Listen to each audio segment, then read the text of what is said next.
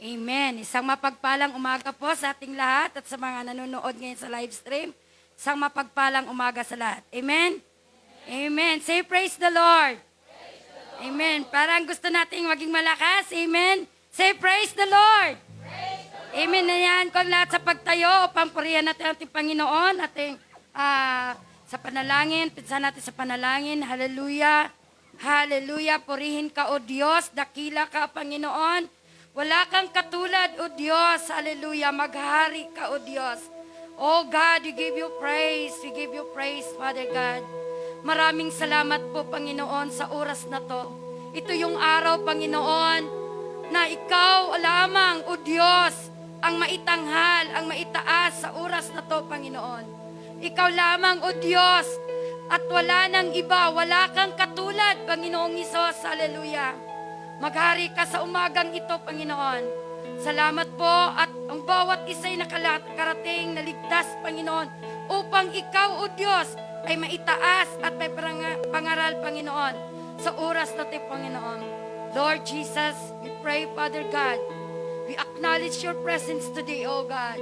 We acknowledge, O Lord, your Holy Spirit, Lord, to move in this place right now in the mighty name of Jesus. Father in heaven, hinihingi po namin ang iyong banal na Espiritu, O God, manahan sa bawat isa na narito at sa mga nanonood, Panginoon, na kung saan, Lord, ang iyong presensya, O God, ay mararamdaman sa O God. Oh, hallelujah! Hallelujah, Jesus! Walang ibang maitaas, Panginoon, kundi ang pangalan mo, Panginoong Hesus. Alam po namin, Panginoon, ang kaaway ay laging naghatlang sa amin, O Lord. But in the mighty name of Jesus, walang ibang maitaas kundi ang pangalan mo, Panginoong Hesus. Oh, hallelujah, purihin ka, O Diyos. Sa oras na ito, Panginoon, sa iyo namin itinataas, Lord. Manahan ka sa lahat ng tatayo dito. Sa magdala ng iyong mga salita, Panginoon. Mabusog kami, O Diyos. Oh, hallelujah, Jesus. Mabusog kami sa iyong mga salita, Panginoon. Oh God, hallelujah. Let your Holy Spirit, oh God, manifest to each one, oh Lord. Father God, thank you so much, Father God.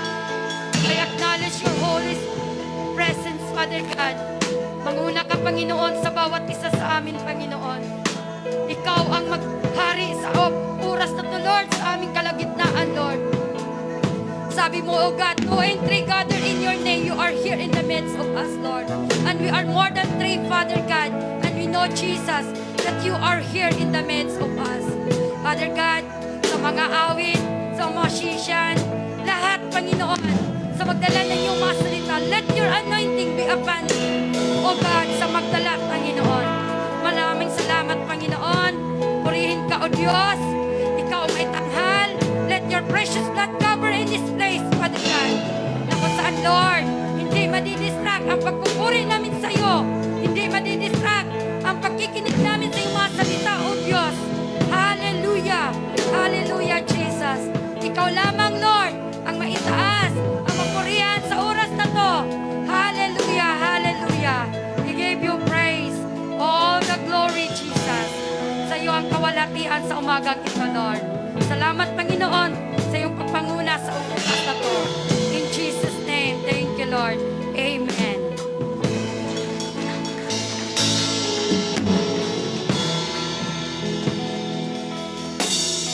Minsan pa, isang mapagpalang araw po sa bawat isa sa atin. At sabi dito sa awit 66 verse 1 to 2, sumigaw sa galak ang mga nilalang at purihin ang Diyos ng may kagalakan. Wagas na papuri sa Kanya'y ibigay, awitan siya at luwalhati. Siya isang pabigyan natin ng ating Panginoon ng the best na palakpak. Hallelujah! Purihin ka, Panginoon! Purihin ang iyong pangalan. Hallelujah! Minsan pa, makikitingin nga po ang iyong mga katabi kung nag-uumapaw ang kagalakan na nagmumula sa Panginoon. Hallelujah! Amen! So, sama-sama nating purihin, luwalhatiin at sambahin ang ating Amen. Panginoon ngayong umaga. Amen! Amen. Hallelujah! Purihin ka, Ama! Purihin ka! Hallelujah! Hallelujah! Sa Sambahin ka, Panginoon. Sambahin ka, Panginoon.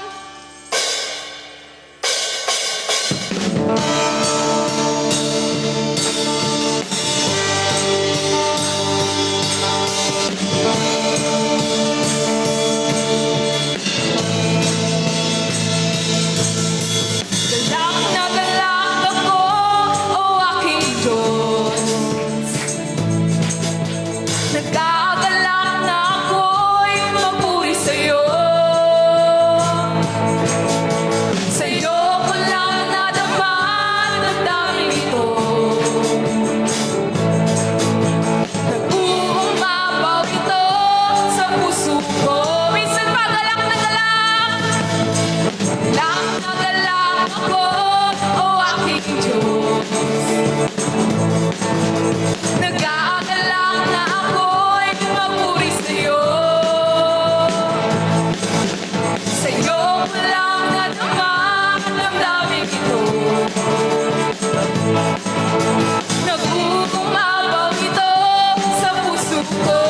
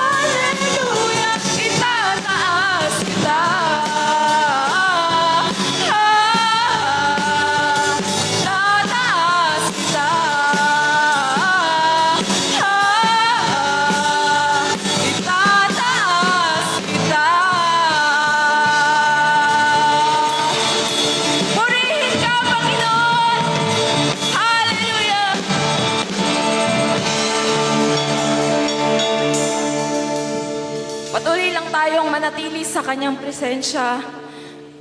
Patuloy natin na itaas. Patuloy natin na sambahin ang kanyang pangalan. Hallelujah, Lord. Naririto kami muli, Panginoon. Tataas namin, Panginoon, ang iyong pangalan. Come on.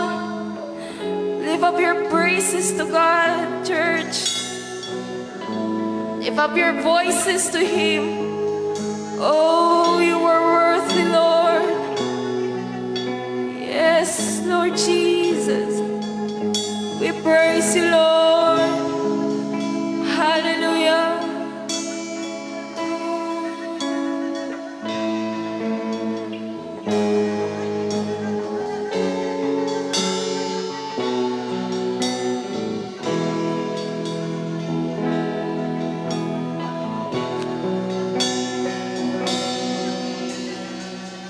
Kung mayroon lamang ako sa libong buhay, hindi pagkakait lahat sa'yo'y ibibigay.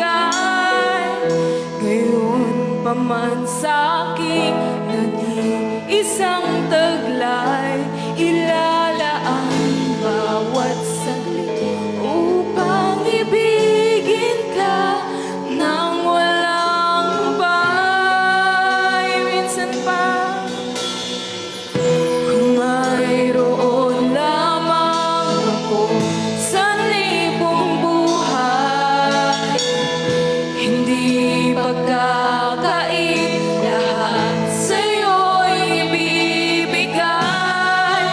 Gayon pa man sa'king nag-iisang taglay, ilalaan bawat saglit upang ibigin ka nang walang hubay.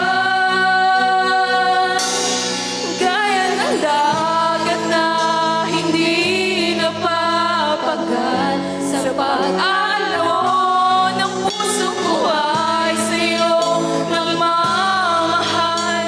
Sa habang panahon, natatanging kayamanan ko, ikaw ay sambahin.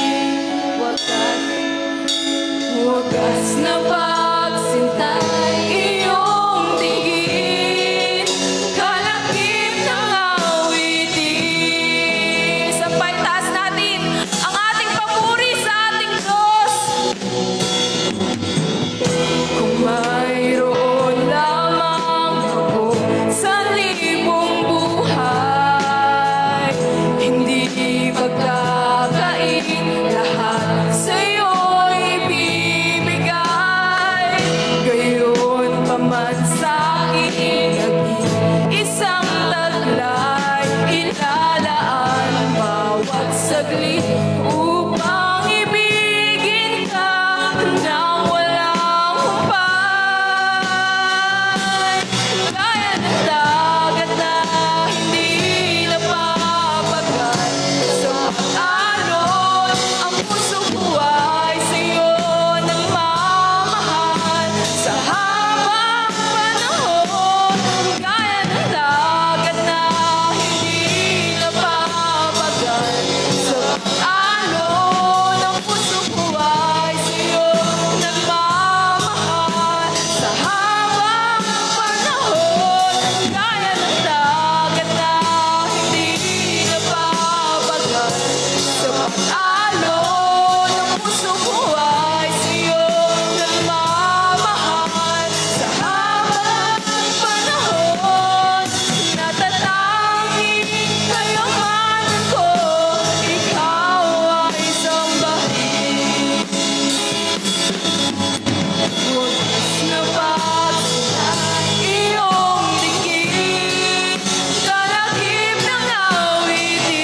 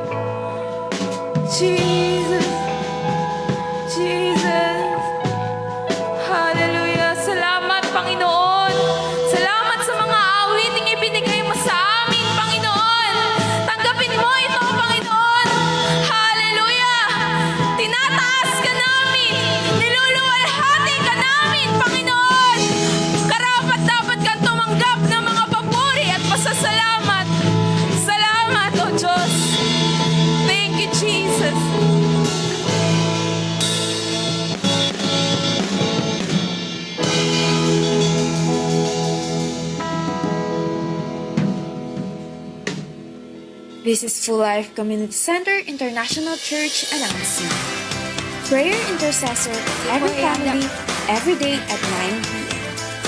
Bible study any day. Corporate prayer meeting every Wednesday Kaya at natin 7 ang ating mga p.m. kaloob. Revival service every first Friday of the month at 7 p.m. Women's Empowerment Service every second Sunday of the month at 3 p.m. Youth Fellowship every third Sunday of the month at 3 p.m. Holy Ghost Night Worship every last Saturday of the month at 7 p.m. Thank you and God bless. Sige po, bago natin ihatid ang ating mga kaloob sa Panginoon, tayo po muna ay manalangin. Hallelujah, purihin ka o Diyos. Salamat po muli o God at ikaw ay aming naitaas at napangaral, Panginoon, sa oras na to. Panginoon, sa oras na to, Panginoon, patuloy kaming nagpupuri sa iyo o Diyos at magbabalik, Panginoon, sa mga pagpapala na ipinagkaloob mo sa amin sa buong linggong ito, O Lord. Salamat, O Diyos, dahil patuloy kang nandyan, O Lord, sa oras ng kagipitan at kasiyahan ng aming mga buhay, Lord. Salamat, Lord, napakadakila mo sa bawat isa, Panginoon. Lord, pagpalain mo, O Diyos, ang mga love offering, tithes, O God, sa oras na to, Panginoon, ng ibibigay, ibabalik ng mga anak mo, O Diyos. Pagpalain mo ang mga hanap buhay, ang mga may trabaho, O Diyos, ang mga source of income nila, Panginoon. Patuloy mong pagpalain, O God, palaguin, O Lord, upang patuloy sila, O Diyos, na makapagbalik ng papuri at makapagbalik, Panginoon, sa iyo, O Diyos, upang may magamit sa iyong sambahan, O Lord. I-bless mo, Panginoon, ang bawat isa na magbibigay, O God, ng mga love offering and tithes, O God, sa iyo, O Diyos. Pagpalain mo ang bawat isa, Lord, at ang mga iban din, O Lord, ay patuloy mo rin pagpalain, Lord, upang sa sunod, Panginoon, ay makapagbigay din sila, O Diyos. Salamat po, Panginoon. Tulungan mo ang walang mga walang trabaho, O Diyos. Let it be, Lord, ng provision mo, Panginoon, at magkaroon sila ng trabaho, Panginoon. Pagpalain mo, O Diyos. At sa iba pa, Lord, sa mga nagtatrabaho, yung mga apektuhan ang sahod, O Lord, let it be, Lord, ipagkaloob mo na, Panginoon, ang mga income, O God, na magbalik ang mga sahod, O Lord, mabalik, Panginoon, ang mga income na masagana, O Lord, tulad ng sinabi mo, Lord, sa John 10:10, Lord, pumarito ka, O Diyos, upang kami mabigyan ng ganap at kasiyasiya, O Lord. At we claim that, O Lord, na ikaw ang Diyos, ang a great provider, Lord, Jehovah Jireh. Maraming salamat po, Panginoon, sa iyo namin ito na may puso kaming masaya, O Lord, nagagalak na magbabalik sa iyo, O Diyos. Maraming salamat po sa pangalan ni Jesus. Amen. Sige po, atin po yung ibigay ng ating mga kaloob.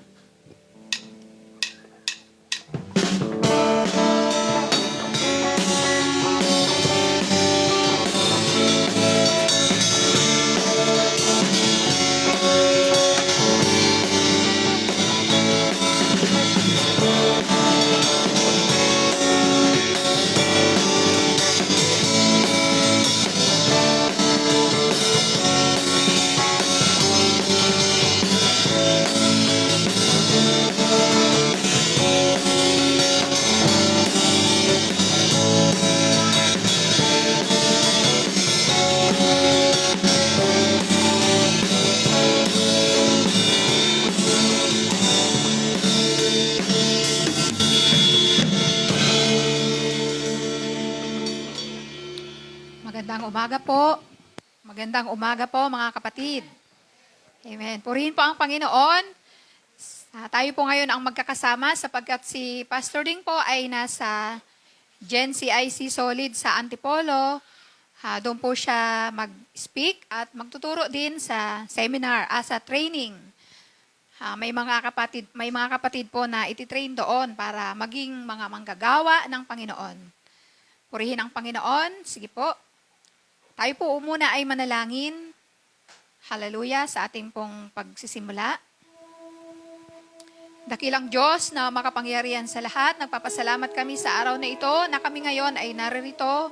Ganon din, Panginoon, yung mga kasama ko sa live stream, ang mga kapatid namin na nanonood. Dalangin namin, O Diyos, na pagpalain mo po kami sa aming pong pag-aaral ng iyong mga salita.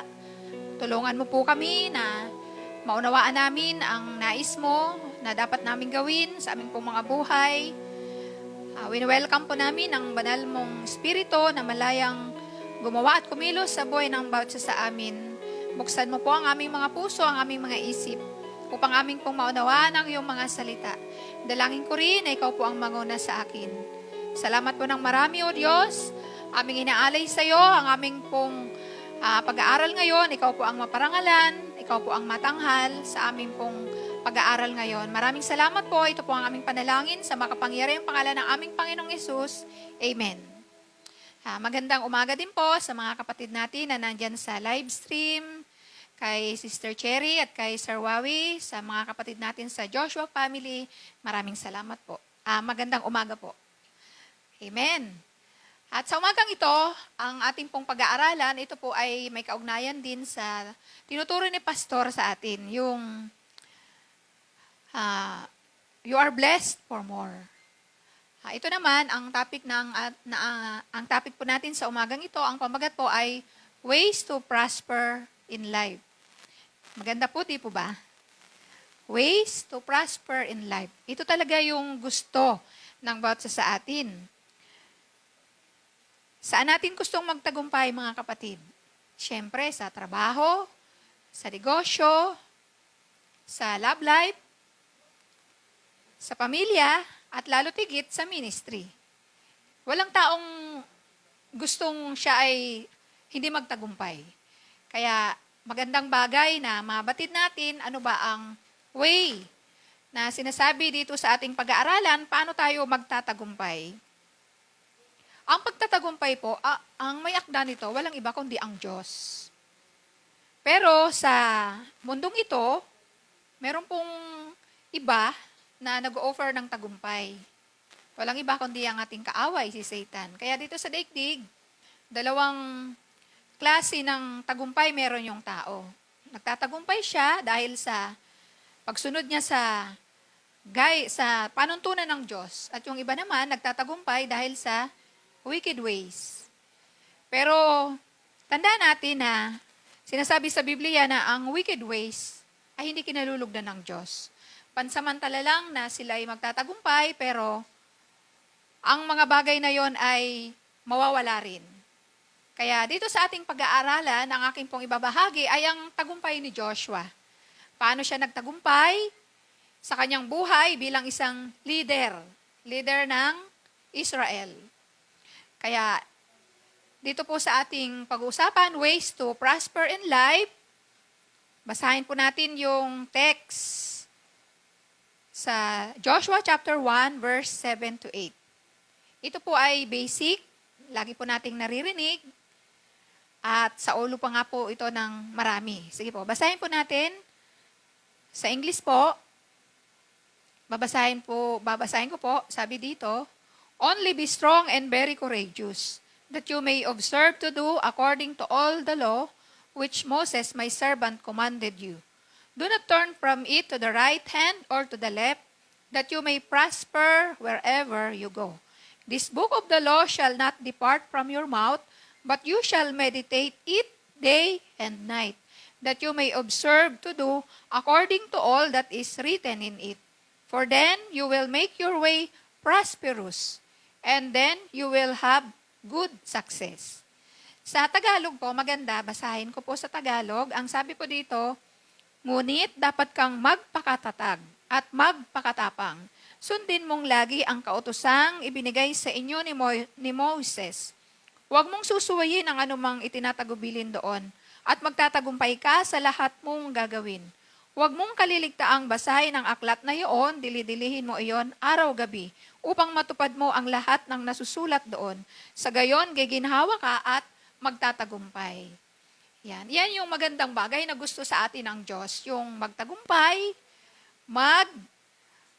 guminhawa ang buhay at magtagumpay. Pero, syempre, may panuntunan ng Diyos para natin ito maranasan. At yan nga po yung ating pong pag-uusapan ngayon.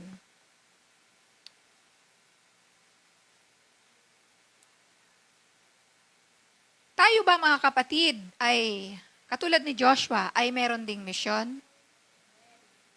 Yan. Bilang mga Kristiyano, dapat alam natin ito. Sa mga hindi pa nakakaalam, ang mga Kristiyano, kaya tinawag dahil may misyon. Ito yung sinasabi sa John 15:16. Ang sinasabi po doon, hindi kayo ang pumili sa akin, kundi ako ang pumili sa inyo upang kayo'y humayo, mamunga, at manatili ang inyong bunga. Ito yung mandatos sa bawat mga Kristiyano. Kaya, kung hindi pa ito malinaw sa atin, ito po ang nais ng Diyos.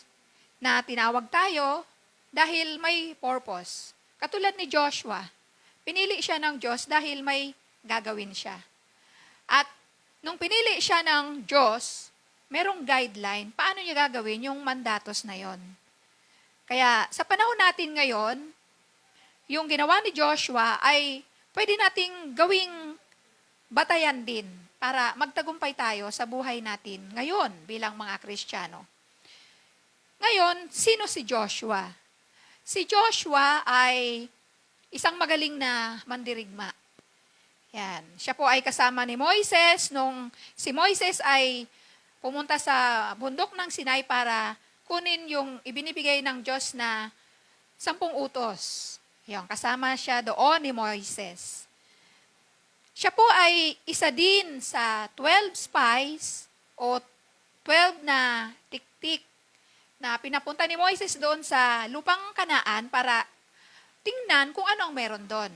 Yung lupang Kanaan po, yun yung ipinangako sa bansang Israel na doon sila maninirahan. Di po ba ang Israel ay inalipin sa Ehipto?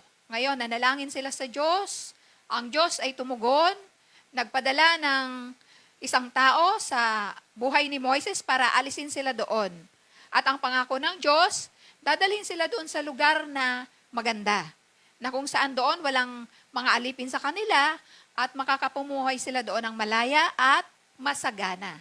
Ngayon, malapit na silang makarating doon sa lupang pangako at si Joshua, isa sa inutusan ni Moses, na tingnan ano ba ang meron doon.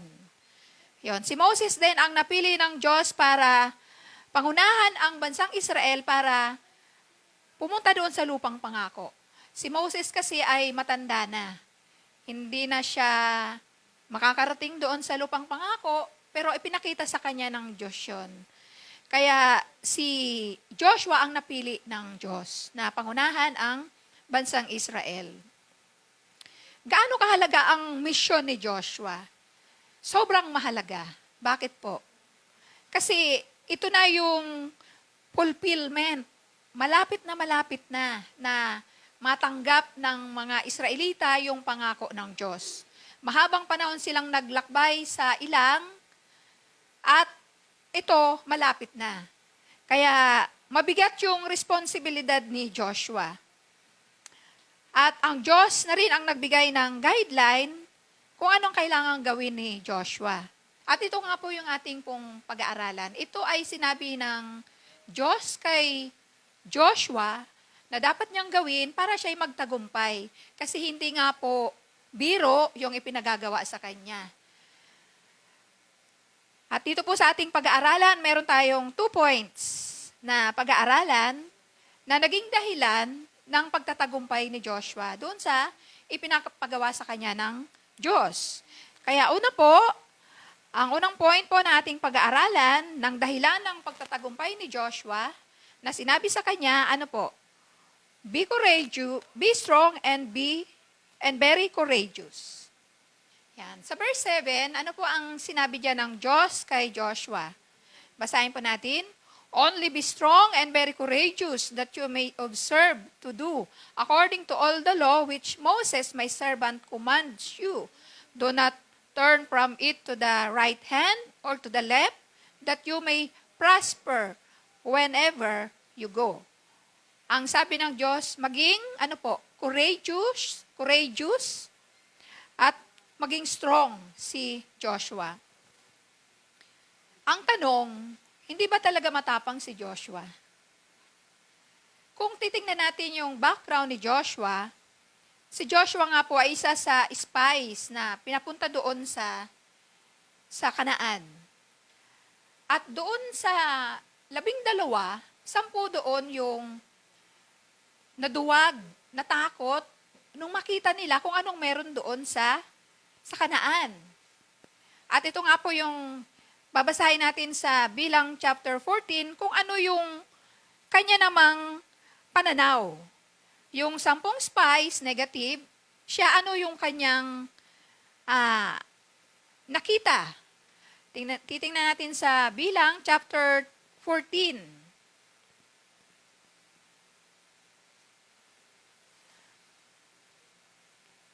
Chapter 14, verse 8 to 10. Ito yung naging kaisipan ni Joshua. Ang sabi ni Joshua, verse 8, kung luluobin ni Yahweh, ibibigay niya sa atin ang lupaing iyon. Magtiwala kayo sa Kanya at huwag matakot sa mga taga roon. Madali natin silang magagapi pagkat kasama natin si Yahweh, samantalang sila'y wala nang mapanganganlungan. Ito yung naging kaisipan ni Joshua. Hindi katulad doon sa 10 spies, ang sabi nila, huwag na tayong tumuloy doon. Kasi malalakas ang mga nakatira doon. Kasi malalaki at matatatag yung mga muog, yung mga pader, hindi natin mapapasok. Kasi, may mga higante. Pero si Joshua, iba. Ito yung kanyang pahayag. Kaya dito sa ating pag-aaralan, bakit kailangan maging matatag at matapang si Joshua? Kasi mabigat yung haharapin. Yun nga yung sitwasyon. Ang sasakupin nila ay mga lupaing may nakatira. Hindi po siya tiwangwang na lupa. May mga naninirahan na doon, iba-ibang lahi. At ang sabi nga po sa verse 6, ang sabi ng Diyos sa verse 6, dito po sa Joshua chapter 1, ang sabi sa verse 6, ang sabi niya kay Joshua, magpakatatag ka at lakasan mo ang iyong loob. Ikaw ang mamumuno sa bayang ito, sa pananakop nila sa lupaing ibibigay ko sa kanila, ayon sa aking pangako sa inyong mga ninuno. Kaya ito yung kakaharapin ni Joshua, mabigat. Ano pa po ang meron doon sa kakaharapin ni Joshua? Yung mga kasamahan niya. Kasi nga po, di ba, negative yung report nung 10 tiktik, diniscourage nila yung mga kasamahan, ang mga Israelita. At ano ang naging kaisipan? Ang sabi nila, huwag na tayong tumuloy doon. Mamamatay lang tayo doon. Ganun ang naging kaisipan. Kaya ibig sabihin, yun ang kakaharapin ni Joshua bilang leader. Yung sitwasyon doon, at yung sitwasyon ng kanyang mga kasamahan. Di ba, nakaka-discourage yung ganon, na leader ka, pero yung mga kasamahan mo, nagpapakita ng negative. Nakaka-discourage yun. Kaya, ganon na lamang yung sinasabi ng Diyos kay Joshua na ano ang dapat? Magpakatapang at magpakalakas. At kailangan niyang sundin ang instruction ni Moses. Dito po sa Deuteronomy chapter 31 verse 7 to 8, ito yung personal na sinabi ni Moises kay Joshua. Kasi 'di ba sinasabi ng Diyos kay Joshua, sabi niya, sundin mong mabuti ang kautusang ibinigay sa inyo ni Moises. Tingnan natin naman yung personal na sinabi sa kanya ni Moses. Dito sa chapter 31 verse 7 to 8. Ang sabi dito ni Moses, ipinatawag ni Moses si Joshua at sa harapan ng kapulungan ng Israel ay sinabi ang ganito, magpakalakas ka at magpakatapang, pagkat ikaw ang mangunguna sa Israel sa pagsakop ng lupang ipinangako ni Yahweh sa ating mga ninuno. Si Yahweh ang mangunguna sa iyo. Sasamahan ka niya, hindi ka niya pababayaan, kaya't huwag kang matakot ni panghihinaan ng loob. Yun yung binabanggit dito ng Diyos na sinabi niya kay Joshua, yung sinabi sa iyo ni Moises. Yun. Alalahanin mo yun para magkaroon ka ng katapangan. Kasi ang sinabi ni Moises, ang sabi niya, sasamahan ka ni Yahweh. Hindi ka pababayaan ni Yahweh. Kaya huwag kang matakot at panghinaan ng loob. Kaya ito yung mga salita na naging batayan ni Joshua para magkaroon siya ng katapangan at ng lakas. Ano ba po ang sinabi ng Diyos? Ang sabi niya, huwag mong susuwayin ang anumang itinagubilin at magtatagumpay ka sa lahat mong gagawin. Maliban doon sa pangako ng Diyos na sasamahan siya, ang babala, huwag susuwayin ang anumang mga utos ni Moises. Nangyari ba na sinunod ni Joshua ang tagubilin ng Diyos at ni Moises? Opo. Sinunod ni Joshua. Pinangunahan niya at sinakop nila ang lupang pangako. At ilan pong kaharian ang nasakop nila? 31 na kaharian.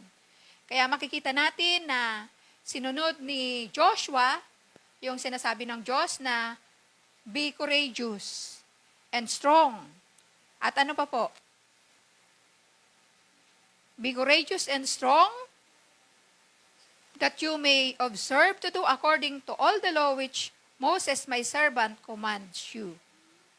Nagpakatapang siya at sinunod niya yung ipinag-uutos ng Diyos. Kaya anong nangyari? Nagtagumpay si Moses, si Joshua. Ngayon, ano naman po ang matututunan natin dito bilang mga Kristiyano sa panahon natin ngayon? Katulad ng sinabi ko kanina, tayo rin ay may misyon. Yon. Siyempre, dahil may mission din tayo, at yung mission natin ay hindi naman talaga ganun kadali, di po ba? Pahirap din, kasi mahirap mag-akay ng tao, mahirap mag-encourage ng tao, mahirap mag-akay ng tao para dalhin sa kaharian ng Diyos. Sa totoo lang, mahirap. Kaya anong kailangan din natin sa panahon ngayon? Katapangan at katatagan. Kasi kung hindi tayo magpapakatatag, titigil tayo. Kung di rin tayo magpapakatapang, hindi tayo susulong. Hindi natin gagawin yung ipinagagawa ng Diyos. Pinili tayo ng Diyos, may iniuutos din sa atin ang Diyos. Pinili tayo para, i-bless ang ibang mga tao. Anong blessing ang gusto ng Diyos na gusto nating ibigay sa maraming mga tao? Kaligtasan. Yun yung pinakananais ng Diyos. At yun nga yung purpose, di ba? Bakit ang Panginoong Hesus ay namatay? Para tubusin ang lahat ng mga tao sa kasalanan at huwag mapahamak. Ang gagamitin siyempre tayo na mga nakatanggap na ng pagliligtas. Hindi naman gagamitin yung mga tao na wala namang alam patungkol doon. Ano ang sasabihin niya? Siyempre tayo yon. Kaya nga, katulad ni Joshua, pinili siya ng Diyos kasi na-train na siya, kasama siya ni Moses. Kaya siya yung pinili ng Diyos. Siya yung malapit na talagang magpapatuloy ng nasimulan ni Moses. Ganon din po tayo, mga Kristiyano. Mga Kristiyano tayo sa panahon ngayon. Tayo yung inaasahan ng Diyos na magpapatuloy ng mga nasimulan noon pa man ng mga tagasunod ni Kristo. Katulad nila Pablo, yung mga 12 disciples, sila yung unang tinrain ng Panginoon. At umabot sa panahon natin ngayon, tayo naman yung tinitrain para gampanan yung mission natin sa buhay na ito. Sa panahon natin ngayon, may kinakaharap din tayo, di ba? Dahil nga hindi nga ganun kadali yung mission natin, ano yung kalimitang kinakaharap natin? Tayo mga Kristiyano. Ang kalimitang hinaharap natin, yung time. Yan, walang time. Yan yung lagi mga dahilan ng mga Christians. Wala akong time, busy. Pangalawa, kaya ayaw sumangkot kasi hindi niya maramdaman na kailangan niyang magmalasakit. Yon, parang sapat na sa kanya na ligtas na siya. Yung mga ganong kaisipan. Ano pa po? Takot ma-persecute. O, di ba, pagka nag-share tayo ng gospel, nag-share tayo ng mabuting balita, ng kaligtasan sa ibang mga tao, ano ba ang na-encounter natin? Di ba, pinipiloso po tayo, tapos nire-reject tayo, tapos pinapakitaan tayo ng hindi maganda. Siyempre, ang sakit nun, di ba? Yun yung mga kinakaharap natin na pwedeng magpahina sa atin, na pwedeng, iyon ang maging dahilan para huwag na tayong sumangkot sa gawain ng Diyos.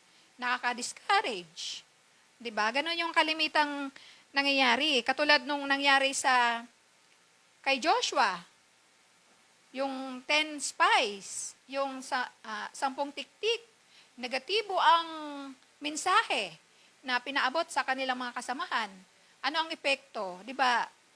Ayaw na nilang sumulong, ayaw na nilang pumunta doon. Ganon din naman sa panahon natin ngayon. Hindi nawawala yung mga negative, hindi nawawala yung mga nakaka-discourage na ipinapakita ng ating mga kasamahan. Kung hindi tayo magpapakatapang, isang araw, maduduwag na tayo, di ba? At titigil na tayo. Aayaw na tayo, hindi tayo sasangkot. Kaya yun po yung mga dahilan na bakit kailangan nating magpakatatag at magpakatapang. At bakit kailangan nating sundin yung ipinagagawa ng Diyos. Huwag daw nating susuwayin. Kasi iyon yung dahilan para magtagumpay tayo. Kasi kung hindi natin gagawin yon, ano pang panuntunan ang gagawin natin para magtagumpay? Iyon lang naman ang sinasabi para magtagumpay. Yun yung sinabi niya kay Joshua. Sabi, magpakatapang, magpakatatag, sundin mo ang ipinag-uutos sa iyo ni Moises, at ikaw ay magtatagumpay. Ganon din sa panahon natin ngayon. Kaya ang kailangan natin gawin, kung tayo ay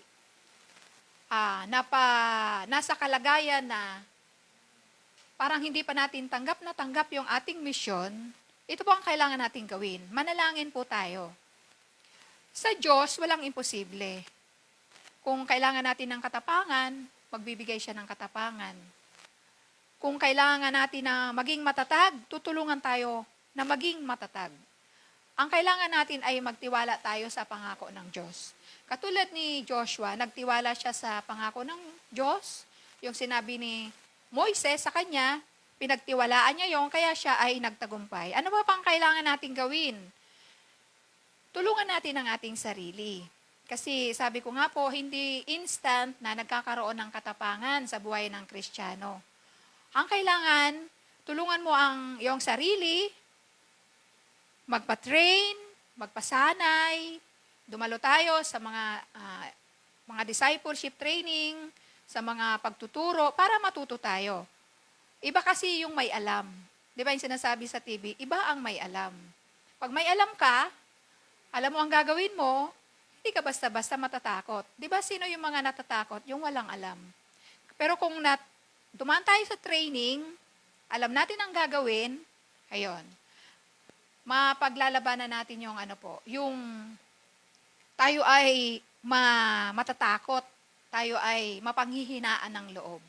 Kaya napakahalaga na magpatuloy lang tayo, sinasabi sa atin na tayo ay magpatuloy, kasi kung hindi tayo magpapatuloy, paano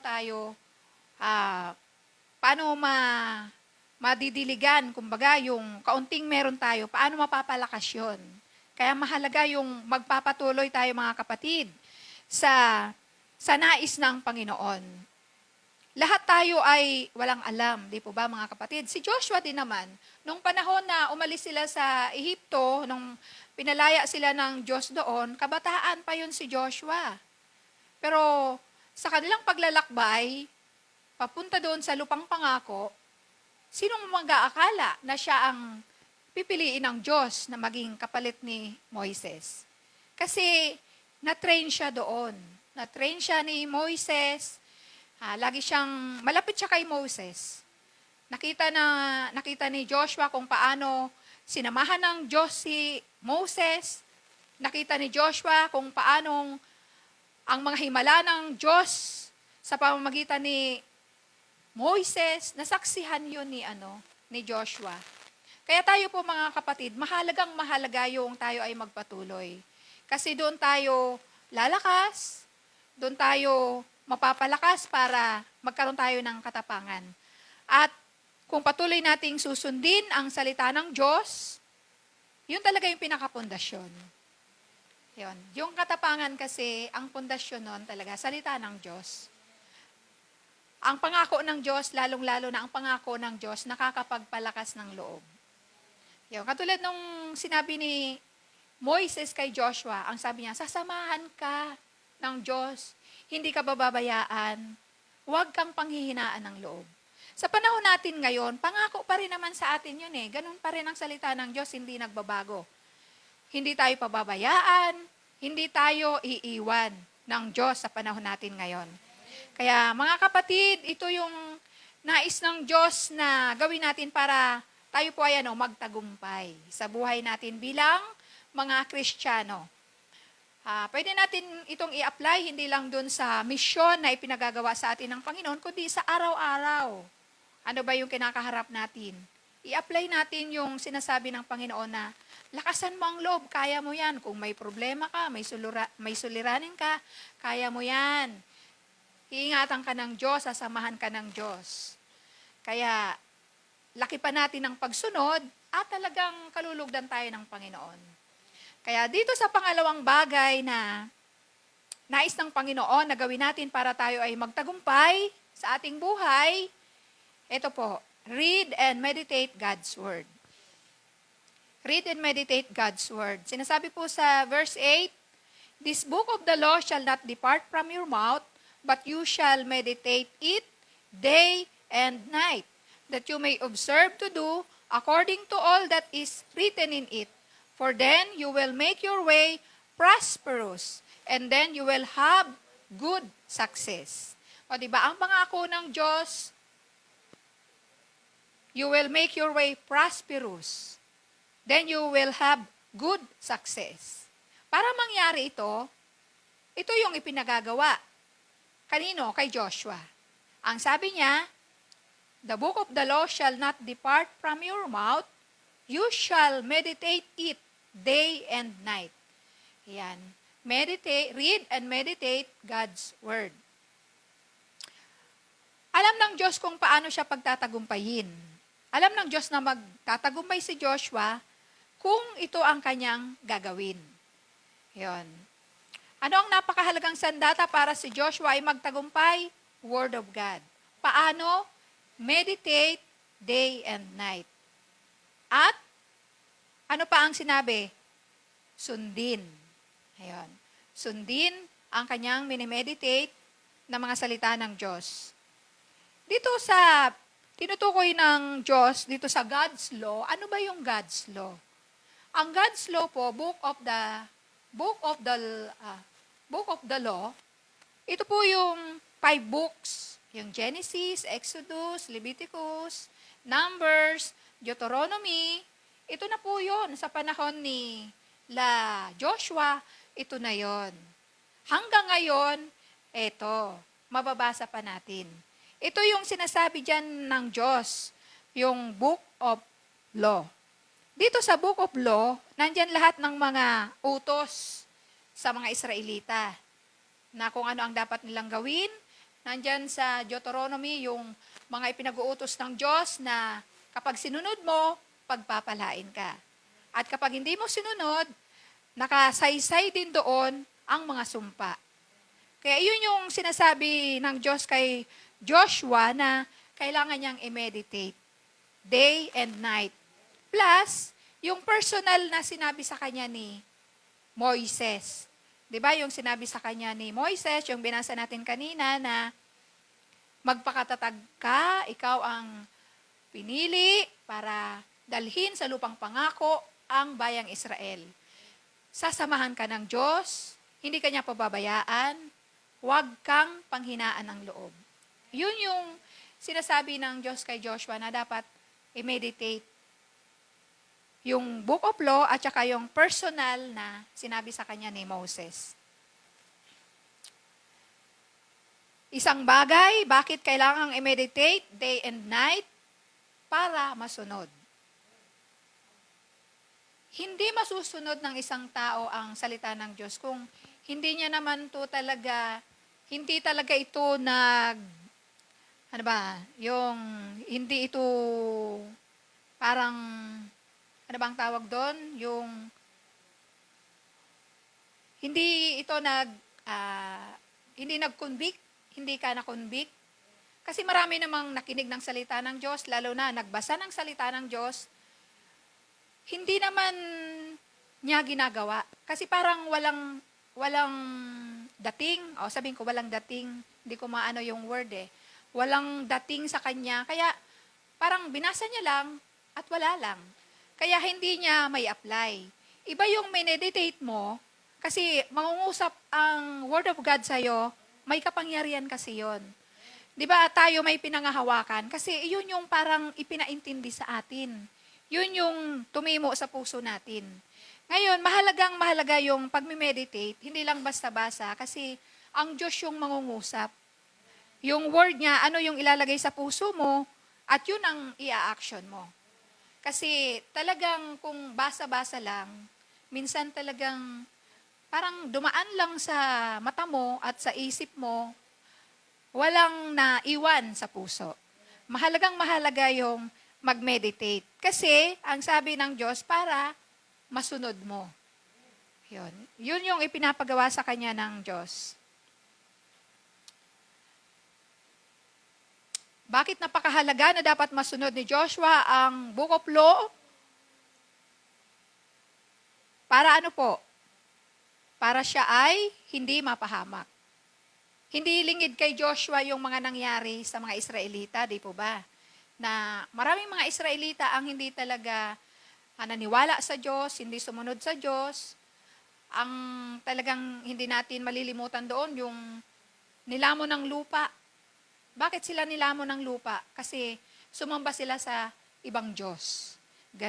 Nagalit talaga ang Panginoon. Bagamat nung time na yon, ipinakiusap ng Diyos na huwag silang lipulin. Pero dahil nga sumuway sila, ang parusa natanggap nila. Kaya hindi talaga biro na kung tayo ay hindi susunod sa Diyos, ikakapahamak po natin, mga kapatid. Ano ang isang pangyayari sa kanila nung sila ay nandun na sa nilulusob na nila yung lupang Kanaan? May isang pangyayari po doon na isa sa kasamahan nila ang sumuway. Ito ay sa katauhan po ni Akan. Ang instruction kasi, habang kasi nilulusob nila o kaya kinukubkub nila yung lupang pangako, may instruction pa rin ng Panginoon doon. Ang instruction ng Diyos na ang mga tao doon ay papatayin, may instruction pa na ang mga ari-arianan nila doon, mga kayamanan, mga ginto, mga damit, anumang bagay na meron sila, huwag kukunin. Bagkus, ang sabi ng Diyos, yun ay susunugin lahat bilang handog sa Kanya. Ano ang nangyari kay Akan? Si Akan, sumuway. Ang ginawa niya, kumuha siya ng damit, mamahaling damit, ng ginto, at ng pilak. Inuwi niya, tinago doon sa kanyang tolda, nilibing sa loob ng kanyang tolda. At ito pong babasahin ko, ito po yung nangyari sa kanya. Sa verse 20, chapter 7, verse 20. Dito po sa Joshua. Ang sabi dito sa verse 20, sumagot si Akan, nagkasala po ako kay Yahweh, ang Diyos ng Israel. Sa mga bagay na nasamsam ko sa Jericho, may nakita akong isang mamahaling damit na yari sa Babylonia. Halos 8 librang pilak at isang barang ginto na mahigit pang 2 libra. Kinuha ko ang mga iyon at ibinaon sa lupa, sa loob ng aking tolda. Nasa kailaliman po ang pilak. Dahil dito sa kanyang ginawa, sumuway siya. Siyempre, nagalit ang Diyos. At siyempre, alam naman siguro niya na ang instruction ni Joshua. Pero natukso siya. At yun nga ang kanyang ginawa. At ano po ang nangyari sa kanya? Ito yung nangyari po sa kanya. Dito po sa verse 15, ang sabi ni Joshua, ang kakitaan ng mga bagay na ipinag-utos kong tukdin ay siyang ihahagis sa apoy, 10 ng kanyang sambahayan at mga ari-arian. Hindi niya ay ginalang ang pakikipagtipan sa akin at nagdulot ng napakalaking kayayan sa Israel. At dito po sa verse 25, at sinabi ni Joshua, ipinahamak mo kami, kaya't ikaw naman ngayon ang pahihirapan ni Yahweh. At pinagpupukol nila ng bato hanggang mamatay si Akan at ang buo niyang sambahayan. Sinunog silang lahat, 10 ng kanilang ari-arian. Pagkatapos, tinabunan nila ng mga bato. Kaya makikita natin na bakit gano'n na lamang yung tagubili ng Diyos kay Joshua na mag-meditate siya ng salita ng Diyos. Bakit? Para wag mangyari sa kanya yung nangyari kay Akan. Di po ba, hindi siya exempted? Kasi yung utos na yun ay para sa lahat. Kaya, isang lesson na makikita dito na talagang maging masunurin si Joshua sa ipinag-uutos ng Diyos. Kasi once na sumuway siya, ito po ang mangyayari. Nakita natin na talagang pinarusahan yung lumabag. Hindi lang siya, kundi kasama yung kanyang pamilya. Kasama ng kanyang mga ari-arian. Pinagbabato hanggang sa mamatay at isinama doon sa mga sinunog na mga nasamsam nila. Kaya hindi nagbibiro ang Panginoon. Ganon yung nangyari sa sumuway. At sa buong pananakop nila sa lupang Kanaan, ito lang yung nakita ko na problema nila. Hindi kay Joshua, kundi doon sa kasama niya. Kaya nga po, napakahalaga yung meditation ng Word of God para mailayo sa pagkakasala, mailayo sa pagsuway. Kasi hindi po talaga nagbibiro ang Panginoon. Tayo po bilang mga Kristiyano, ano ang aral na matututunan natin dito sa nangyari kay Joshua at doon sa isa niyang kasamahan na si Akan? Bagamat magkaiba po ang sitwasyon natin noon, sa panahon noon, mahigpit talaga ang Diyos. Pag sinabi niyang, huwag mong gagawin to, huwag mong gawin. Kasi pag ginawa mo, agad-agad, mararanasan mo yung consequence. Hindi po katulad ngayon na panahon tayo ng grace, ng habag ng Diyos. Di ba mapapansin natin, bakit ang mga tao noon, patay agad pag nagkasala. Bakit ngayon hindi? Hanggang may mga tao nga na hanggang sukdulan ng kanyang buhay. Talagang gawa ng labag sa Diyos, gawa ng kasalanan. Bakit kaya ganon? Kasi nga po ang panahon natin ay panahon ng habag. Binibigyan ng Diyos ng pagkakataon ang mga tao na na magsisi, magbagong buhay, nakilalanin niya ang Diyos, ibigin niya ang Diyos at paglingkuran. Habang siya ay nabubuhay, iyon yung chance. Ngayon, kapag sa mahabang panahon na yon, hindi niya pa inalam ang kalooban ng Diyos. Kasi sinasabi sa mga ngaral, tungkulin natin na alamin ang kalooban ng Diyos. Kung ilang taon siyang nabubuhay sa daigdig at hindi niya inalam, papasok siya doon sa batas ng Diyos. Batas pa rin ng Diyos. Hindi siya exempted. Papasok siya doon sa paghatol. At malinaw na sinasabi ng Biblia na may kamatayan. May kamatayan po na haharapin ang sinumang hindi siya kikilalanin, hindi magbabagong buhay, hindi magsisisi. Kamatayang spiritual. Sa huling panahon, dadaan siya sa paghatol. Kung hindi niya binigyan ng importansya yung nais ng Diyos sa kanyang buhay, doon siya papasok. Ano po ang tawag doon? Eternal death. Yun po ang masakit na ayaw ng Diyos na mangyari sa bawat isa sa atin, pero tayo po ay binigyan ng will na magpasya.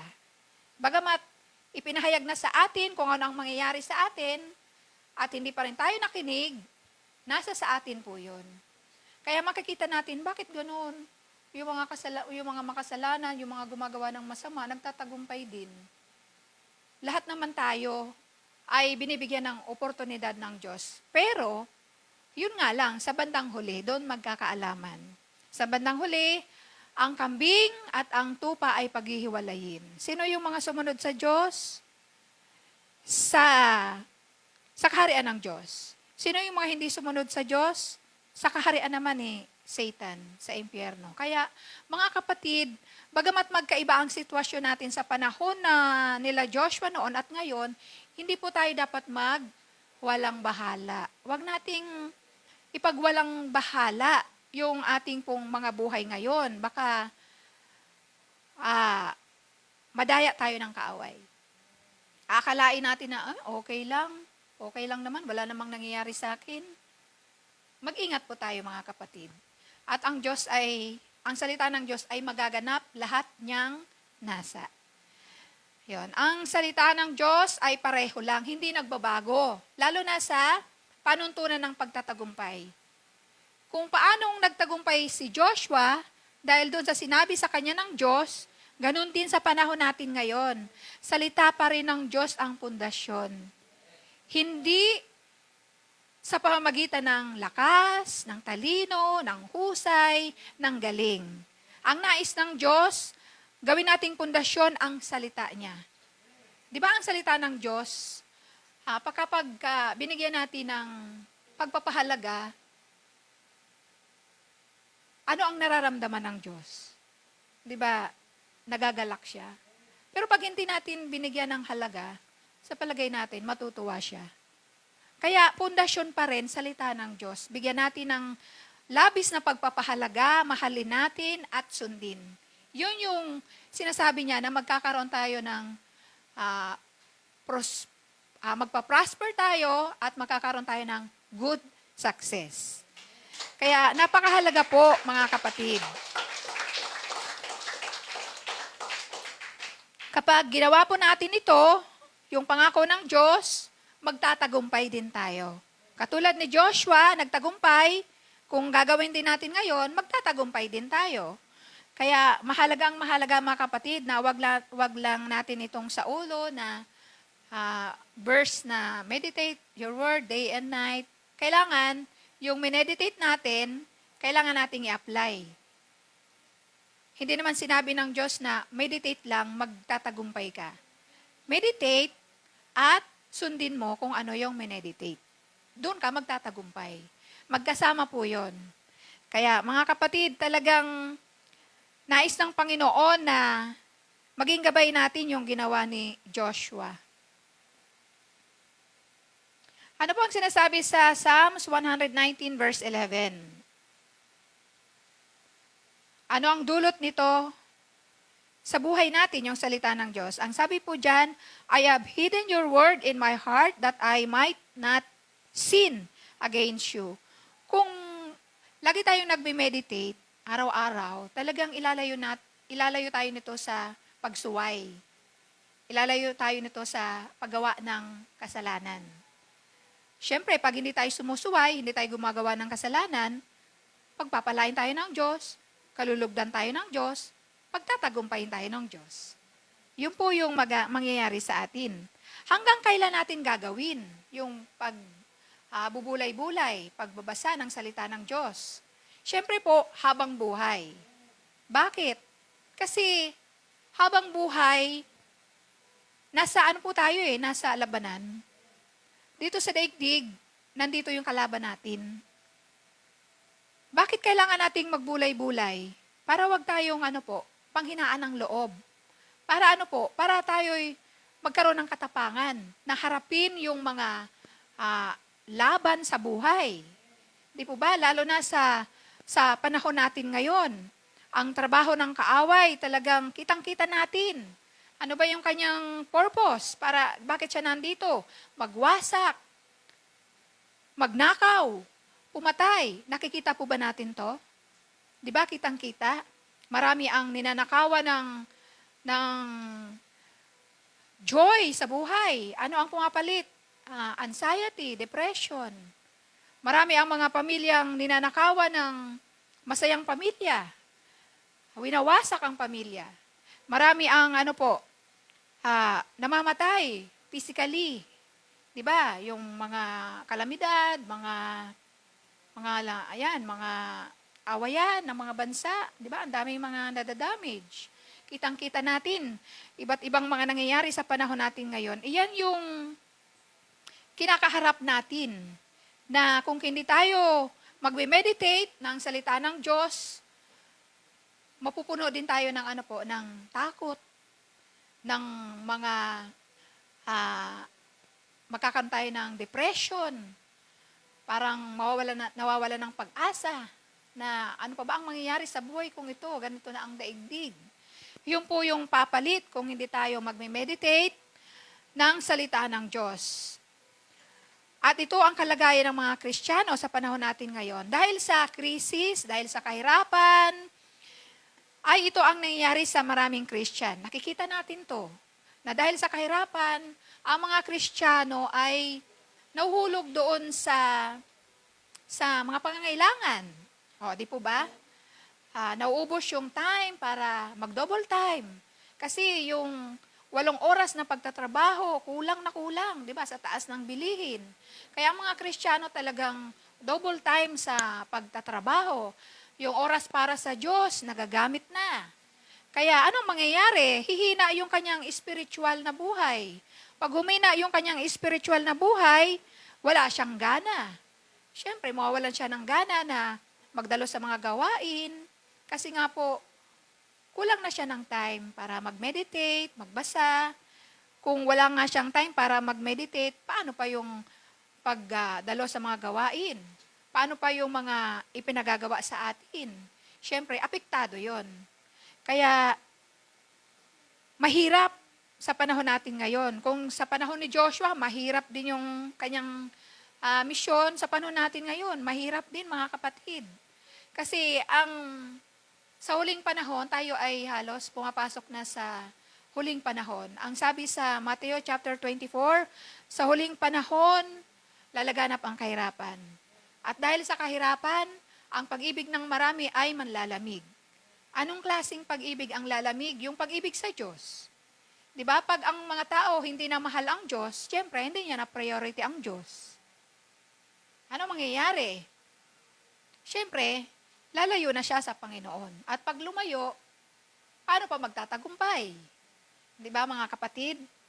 Kaya, kung ang isang Kristiyano ay maapektuhan ng mga nangyayari sa buhay sa atin, sa kasalukuyan, maapektuhan yung kanyang spiritual na buhay, manghina, lalong hindi niya maisusulong yung pamumuhay sa katuwiran.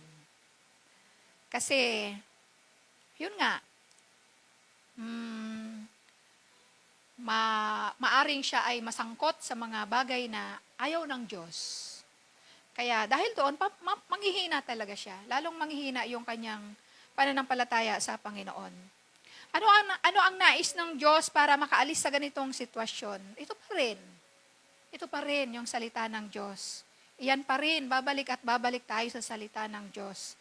Kasi ang salita ng Diyos, nagpapalakas. Ang salita ng Diyos, naghuhugas ng ating mga negatibong kaisipan. Ang salita ng Diyos ay nagbibigay sa atin ng pag-asa. 'Di ba? Kasi ngayon, parang nakakawalang pag-asa ang mga nangyayari. 'Di ba? Yung mga awayan na lang sa ibang bansa. Ano ang dulot? 'Di ba? Krisis, kahirapan, sobra, at hindi natin alam ano pa ang susunod. Kaya nga, kailangan nating magpakatapang. Kailangan nating maging matibay. Ang kailangan nating gawin, bumalik tayo sa pundasyon, yung salita ng Diyos.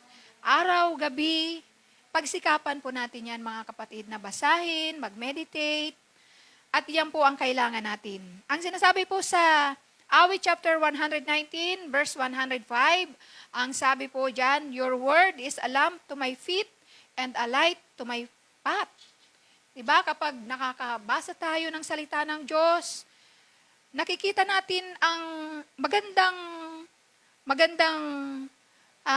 naisin ng Panginoon sa ating buhay. Lumilinaw yung ating isip, at yun, makikita natin yung daan. Di ba ang isang taong lumalakad sa dilim, ang hirap lumakad, di po ba? Hindi mo makita. Yun yung mga taong walang salita ng Diyos, lumalakad sa dilim. Pero kung ikaw ay may Word of God sa iyong puso, ito yung maggagabay sa'yo para matahak mo pa rin yung daan. Kahit na maraming kaguluhan na ang mangyayari, gagabayan ka ng Panginoon. Tutulungan ka, magtatagumpay ka. Amen. Hallelujah. Sinasabi po sa isang quotation, ang sabi po dito, of course, we have been given a guidebook on life called the Bible. Meditate and study the Bible, the better prepared we will be for any given situation. Yun yung dulot ng salita ng Diyos. Na kapag may salita tayo ng Diyos sa ating mga puso, yun yung magbibigay sa atin ng katapangan, ng lakas ng loob, ng pag-asa, para harapin kung ano man yung mga sitwasyon na kakaharapin natin. Lalong-lalo na ngayon, grabe ang kahirapan. Sobra ang kahirapan. Si Joshua ba ay nagtagumpay? Yes. Ang nangyari sa kanila, 31 na kaharian ang nasakop nila. Biruin niyo po yon, yung sinasabi ng mga 10 spies na may mga higante, malalakas ang mga tao doon, malalakas at matatatag ang mga muog. Yung mga muog doon, noon sa panahon nila, di ba, yung mga kaharian nila, binabakuran nyo ng matataas na pader. Hindi mo basta-basta mapapasok yon. At isa sa talagang lagi nating kinukwento yung nangyari sa Jericho. O di ba, nung sinakop nila yon, paano nila nasakop yon, mga kapatid? Hindi dahil sa lakas nila, kundi dahil sa sinunod nila yung instruction ng Diyos. Ang instruction ng Diyos, lilibutin nila yung lugar na yon. Kung gaano man kalaki yung lugar na yon, lilibutin nila yon 7 days. 7 days. At sa ikapitong araw, ang gagawin nila, lilibutin nila yon 7 times. Di natin alam kung gaano kalaki yon. 7 times. At sa ikapitong beses, hihipan nila ng napakalakas yung kanila pong mga trompeta. At nung ginawa nila yon, nagiba yung pader. Kaya makikita natin na hindi sa lakas nila nalupig yung mga kaharian doon, kundi dahil sa kapangyarihan ng Diyos. Sinamahan sila at pinagtagumpay kasi naging masunurin sila sa instruction. Kaya makikita natin na talagang pinagtagumpay si Joshua at yung kanyang mga kasama na ma-accomplish yung misyon. Kaya mga kapatid, sa panahon natin ngayon, ang dami rin nating kailangang i-battle sa ating buhay bilang mga Kristiyano bago tayo magtagumpay. Kung hindi po natin ito gagawin, ano ba ang ibang paraan na naisip natin? Hindi pwede ang lakas, hindi pwede ang talino, kapos yan. Hindi pwede ang kayamanan, hindi sapat yan. Ano ang talagang kailangan? Salita ng Diyos. Kasi ang salita ng Diyos, makapangyarihan. Talagang tutulungan tayo kahit mahina ka. Kapag nagtiwala ka sa salita ng Diyos, lalakas ka. Yung mga mahihina ang loob, yung mga duwag, pagka talagang ang salita ng Diyos ay pinaniwalaan niya, nagiging malakas, nagiging matatag. Kaya ipagpatuloy po natin, mga kapatid, yung sinasabi dito ni Joshua.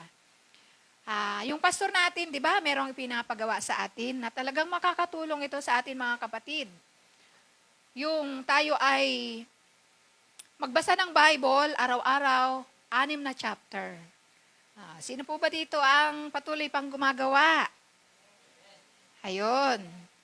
At ang sabi sa atin ay gumawa tayo ng meditation. Kung ano ang naunawaan natin doon, sa binasa natin, isulat natin, at ipasa natin doon sa may kanya-kanya tayong GC, di po ba? Kasi yung ginawa natin, nagiging inspiration din doon sa mga kasama natin doon na nakakabasa. Malaking bagay po talaga na tayo ay nakakapagbasa at nakakapag-meditate ng salita ng Diyos. Iba rin talaga yung lakas na mararanasan mo. Kaya tayo po mga kapatid, ito yung kailangan nating gawin. Wala namang ibang paraan na para tayo ay magtagumpay sa ating buhay Kristiyano dito sa lupa, kundi salita talaga ng Diyos ang kailangan natin. Ito yung kailangang maging pundasyon natin. Ngayon, paano tayo tatatag kung hindi naman natin ito binabasa? Kung hindi naman natin minemeditate. Plus, syempre, plus na lang yung tayo ay ganito, may pagtitipon, may maririnig tayo. Isa din yun sa kailangan nating pagpursigihan na dumalo sa mga pagtitipon, sa mga gawain. Kasi minsan, yung salita ng Diyos, di ba, minsan hindi natin maintindihan. May mga hindi tayo maintindihan. Kapag dumalo tayo sa mga gawain ng Diyos, pwede tayo magtanong doon. Pwede tayo magtanong kay pastor, at doon sa mga nagpapatotoo, o kaya sa mga nagsishare ng Word of God, pag minsan nadadaanan yon, naintindihan natin, ganun pala yon. Kaya nga, napakahalaga yung pagtitipon. Una sa lahat, yung tayo mismo mga kapatid. Magsikap na mag-meditate ng salita ng Diyos upang tayo ay magtagumpay. Mag-meditate at ipamuhay. Yon, magkasama yon palagi. Basahin, i-meditate, at sundin. Ano daw ang resulta? Magtatagumpay tayo. Totoo yon mga kapatid, kasi wala naman tayong ibang pwedeng maging basihan ng magtatagumpay. Kasi nga po, kapos yung lakas natin, yung talino. Yung talino, di ba, minsan nabubura. Isang tama lang ng sakit dyan, Alzheimer, wala ka ng talino. Paano ka magtatagumpay? Pag umasa ka naman sa kayamanan, katulad ng nangyari sa atin, pandemic, isang pandemic lang, yung matagal mong pinaghirapan, wala na. Kung doon ka umasa para ka magtagumpay, paano pa yun? Wala na. Kaya mga kapatid, talagang salita ng Diyos ang kailangan natin para tayo magtagumpay sa anumang mga sitwasyon, mga problema na kinakaharap natin sa buhay, at lalo-lalo na sa atin bilang mga Kristiyano, para makarating tayo doon sa hangganan. Iyon yung pinaka-goal natin. Makarating tayo doon sa ipinangako ng Diyos na buhay na walang hanggan. Kaya sa conclusion,